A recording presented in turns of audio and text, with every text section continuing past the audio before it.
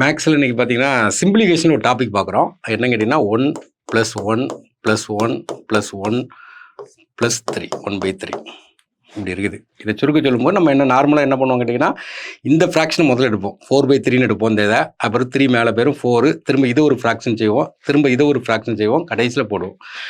இதில் நம்ம ஷார்ட்கட்டுன்னு பார்க்கும்போது இந்த இடத்துல நம்ம என்ன வைக்க கேட்டிங்கன்னா 3x + 2 2x + 1 இப்படி ஒரு கான்செப்ட் எழுதிக்கிறோம். ஏன்னா இது ஒரு ஷார்ட்கட்டுன்னு சொல்லும்போது ஷார்ட்கட்னாவே கண்டிஷன் அப்ளை.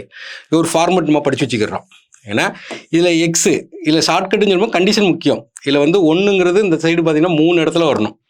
அதுக்கப்புறம் ஒரு நம்பர் இருக்கணும், மிச்சம் எல்லாம் ஒன்றா இருக்கணும். அதாவது 1 + 1 அதாவது 1 + 1 + 1 அப்புறம் இந்த இடத்துல எக்ஸ் வரணும். இதுதான் எக்ஸு. அப்போ நமக்கு என்னென்னா எக்ஸுக்கு பதிலாக என்ன இருக்குன்னா 3 இருக்குது, அது தூக்கி இங்கே அப்ளை பண்ணுறோம்.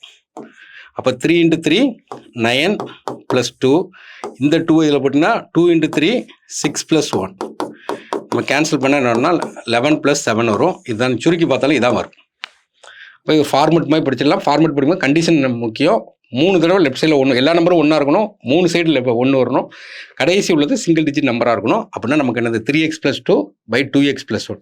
இதே மாதிரி நெக்ஸ்ட் ஒன்று பார்த்தீங்கன்னா அதே கொஸ்டின் பார்க்குறேன்னு வச்சுக்கோங்களேன். இந்த மாதிரி மைனஸில் பார்க்குறோம். மைனஸில் இருக்குன்னு வச்சுக்கோங்களேன், டேரெக்டாக எக்ஸ் இஸ் ஆன்சர், அவ்வளோதான்.